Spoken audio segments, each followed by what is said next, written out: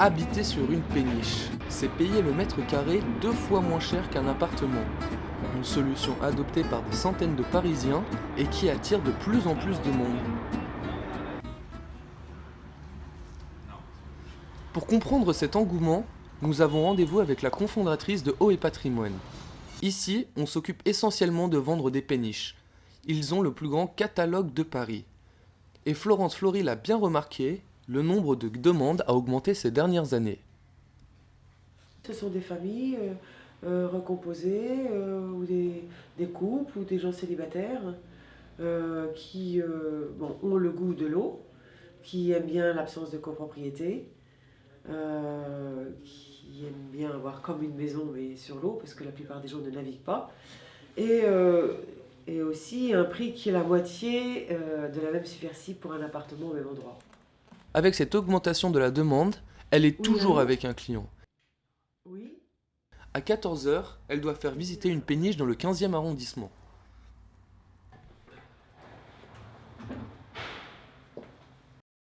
Aujourd'hui, c'est eux qu'elle doit convaincre. Didier et Marie ont eux aussi été attirés par la bonne affaire. Ils doivent visiter cette péniche située sous le pont de Bir Hakeim. On habite en banlieue et on avait le souhait de se rapprocher de Paris. Et puis moi j'ai un très vieux rêve de vivre sur une péniche, mais que je gardais pour plus tard. Et puis quand on a commencé à regarder les appartements, avec nos moyens financiers, on s'est dit un appartement tout petit. Ça c'est le paradis là. Là c'est le paradis. C'est le paradis. Dès les premières pièces, le couple est ravi. Une grande chambre, deux dépendances, mais c'est pas très grave, mais... un salon spacieux, 90 mètres carrés pour 660 000 euros, c'est moitié moins cher qu'un appartement dans le quartier.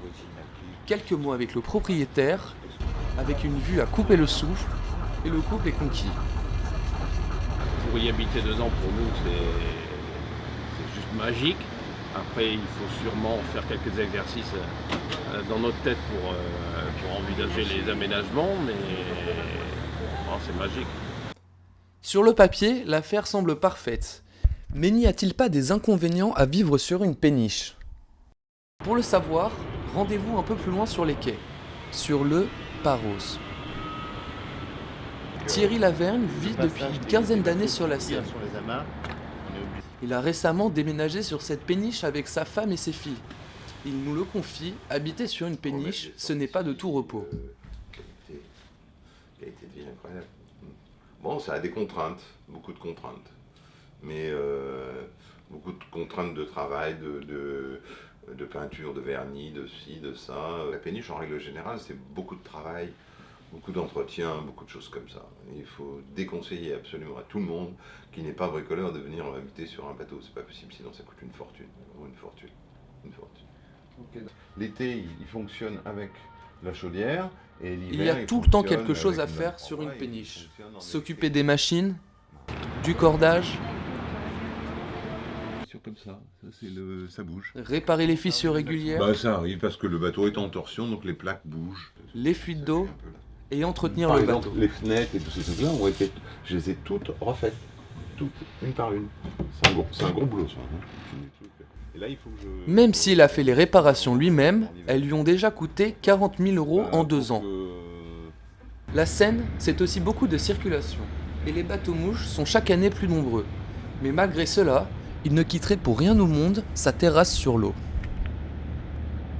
Un bonheur à vivre tous les jours, vraiment un plaisir. Quand on passe les soirées sur la terrasse, Paris, c'est magnifique, le pont Bir Hakeim, il est fabuleux le soir, avec la tour Eiffel qui clignote, etc.